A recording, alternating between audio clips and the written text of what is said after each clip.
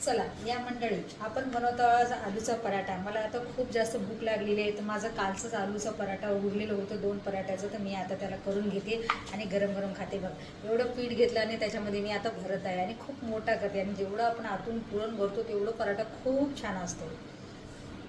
हे बघा, याला असं आपण मिक्स करून घ्यायचं ना, असं आपण जसं पुरण भरतो आपण पोळीचा, तसं सेम भरायचं आणि हे बिलकुल फुटणार पण नाही। आणि कालचं जर आपलं आलूचं मिश्रण जर पडलं असेल ना, त्याचा पराठा खूपच छान होतो कालच्या पिठाचा आणि कालचा।